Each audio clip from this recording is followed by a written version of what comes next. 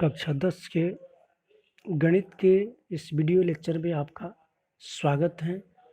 अगर मेरे चैनल पे आप नए हैं तो चैनल को सब्सक्राइब करें और वीडियो अच्छी लगी तो लाइक तथा वीडियो को शेयर करें।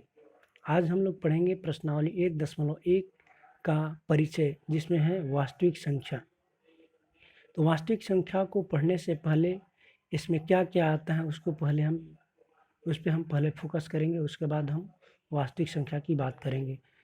छोटी कक्षाओं में आप परिमेय संख्या पढ़े, प्राकृतिक संख्या पढ़े होंगे, पूर्ण संख्या पढ़े होंगे, पूर्णांक पढ़े होंगे, परिमेय संख्या पढ़े होंगे और परिमेय संख्या पढ़े होंगे। उसके बारे में कुछ बात करेंगे, उसके बाद हम वास्तविक संख्या पे चलेंगे। तो सबसे पहला आता है हमारा प्राकृतिक संख्या।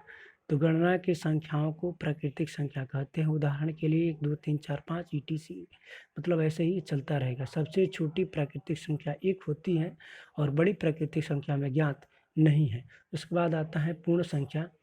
तो शून्य व प्राकृतिक संख्याओं के समूह को पूर्ण संख्या कहते हैं। जैसे 0 1 2 3 4 5, ये ऐसे ही क्या होगा, चलता रहेगा। सबसे छोटी पूर्ण संख्या 0 होता है, सबसे बड़ी पूर्ण संख्या हमें ज्ञात नहीं है। एक बात और ध्यान देंगे कि प्रत्येक प्राकृतिक संख्याओं को पूर्ण संख्या कह सकते हैं, लेकिन प्रत्येक पूर्ण संख्या को हम प्राकृतिक संख्या नहीं कह सकते। जैसे देखेंगे 0 एक पूर्ण संख्या है लेकिन प्राकृतिक संख्या नहीं है, लेकिन 1 2 3 4 5 6 सभी प्राकृतिक संख्या हैं, इनको हम पूर्ण संख्या कह सकते हैं। अब आते हैं पूर्णांक को। तो पूर्णांक में पूर्ण संख्याएं आती है और प्राकृतिक संख्याओं के आगे फिर माइनस लगा देते हैं। तो जिसमें माइनस नहीं लगा होता है, जैसे 1 2 3 4 5, ये धनात्मक पूर्णांक हो जाता है, और जिसके आगे माइनस लगा होता है वो ऋणात्मक पूर्णांक होता है। और शून्य एक ऐसा पूर्णांक है जो न धनात्मक होता है और न ही ऋणात्मक होता है। उसके बाद आता है परिमेय संख्या। तो जिन संख्याओं को P/Q के रूप में व्यक्त कर सकते हैं, जहाँ Q is not equal to 0, यानी कि हर का मान शून्य नहीं होना चाहिए, वह P तथा Q पूर्णांक हैं। जैसे 0/1, 2/5, 4 इत्यादि। उसके बाद हम बात करेंगे अपरिमेय संख्या को। तो सबसे पहले इस सबको चाहेंगे तो नोट कर सकते हैं या आगे बढ़ते हैं हम।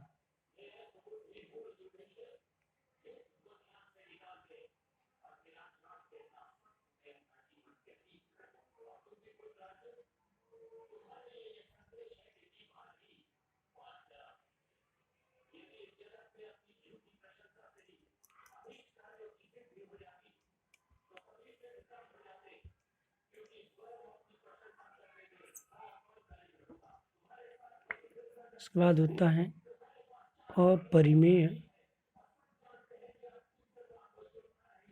अपरिमेय संख्या, जिसको इंग्लिश में बोलते हैं इरेशनल नंबर। तो इसका परिभाषा ऐसे देंगे कि जिन संख्याओं को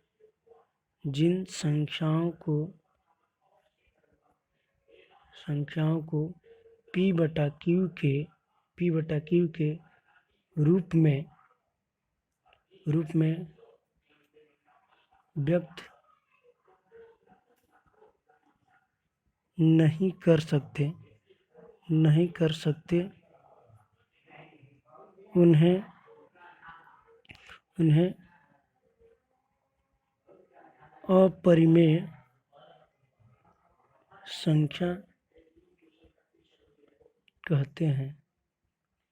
उन्हें अपरिमेय संख्या कहते हैं। जैसे √2, √3, √5, पाई इत्यादि। ये सारी संख्याएं अपरिमेय संख्याएं हैं, क्योंकि हम इन्हें P/Q के रूप में नहीं लिख सकते हैं, क्योंकि हम जानते हैं कि जो 2 है पूर्ण वर्ग संख्या नहीं है, 3 पूर्ण वर्ग संख्या नहीं है, 5 भी पूर्ण वर्ग संख्या नहीं है। पाई, इसको भी हम अपरिमेय संख्या कह सकते हैं, लेकिन पाई को तो हम अपरिमेय संख्या कह देंगे, लेकिन इसका जो मान 22/7 होता है ये परिमेय संख्या होता है। पाई का मान 22/7 ये परिमेय संख्या होता है, लेकिन पाई खुद अपरिमेय संख्या होता है।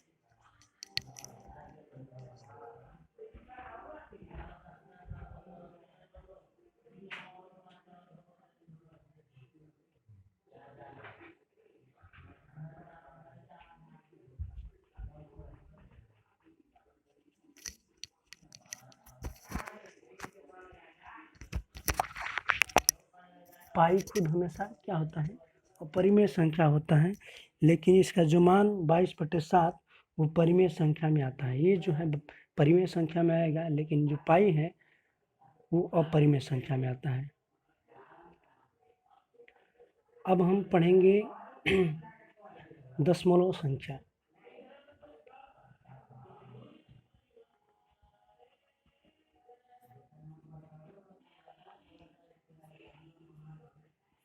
दशमलव संख्या यानी कि जिनमें दशमलव लगा होता है, जैसे 1.5, 0.5, 0.005, ये सब क्या है, दशमलव संख्या है।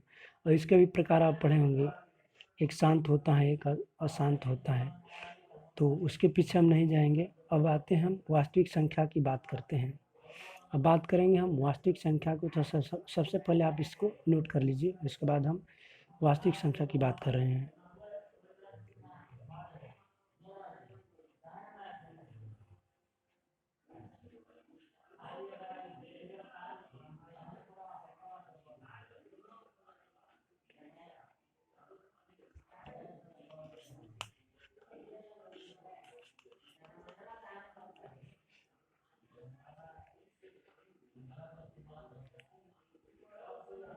वास्तविक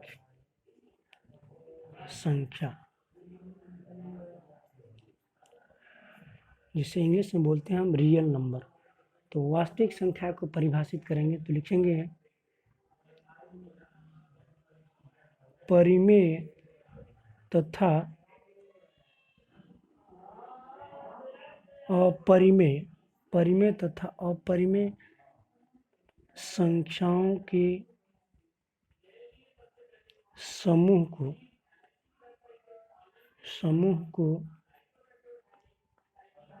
वास्तविक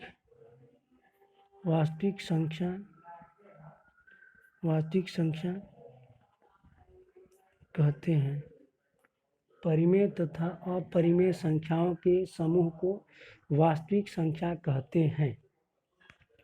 यानी कि जो परिमेय है और अपरिमेय है वो सब क्या होते हैं, वास्तविक संख्या कहलाती है। इस बात को ध्यान देंगे कि गणित में सबसे छोटा हम डिफिनीशन बता रहे हैं, आप समझ जाएंगे। गणित में जितनी भी संख्याएं हैं वे वास्तविक संख्या कहलाती हैं, केवल काल्पनिक संख्याओं को छोड़ दे, यानी कि आई वाले को छोड़ दे। यानी कि कहने का मतलब है कि अगर कर्ण में माइनस के साथ कोई संख्या आ जाए तो ये वास्तविक संख्या में नहीं आएगा। या इसको हम ऐसे लिख दें, 2y लिख दें, तो ये भी एक क्या है, वास्तविक संख्या में नहीं आएगा। बाकी सारी संख्याएं वास्तविक संख्या में आती हैं, चाहे वो परिमेय हो या अपरिमेय हो, ये सब क्या है, वास्तविक संख्या। यानी कि प्राकृतिक संख्या भी वास्तविक संख्या में आएगा, पूर्ण संख्या भी वास्तविक संख्या में आएगा, परिमेय संख्या भी वास्तविक संख्या में आएगा, अपरिमेय संख्या भी वास्तविक संख्या में आएगा, पूर्णांक भी वास्तविक संख्या में आएगा, दशमलव संख्याएं भी वास्तविक संख्या में आती है। यानी कहने का मतलब है कि जो आई जिसके साथ, जिस संख्या के साथ आई लगा हो, यानी कि जैसे लिखा है 3i, 4i या अंडर रूट में -5, अगर ऐसे जो संख्याएं आती हैं ये वास्तविक संख्याएं में नहीं आती हैं, ये काल्पनिक संख्या कहलाती हैं। ये आप इसको कक्षा 11 में पढ़ेंगे। तो ये हमारा था वास्तविक संख्याओं का परिचय। तो उदाहरण में लिखेंगे, उदाहरण में 1, 2, 5/2, -3, 0.4, 0.0005, ये सब क्या है, वास्तविक संख्या है इत्यादि, ये सब वास्तविक संख्या है। अब हम नेक्स्ट वीडियो में प्रश्नावली 1.1 के बारे में पढ़ेंगे।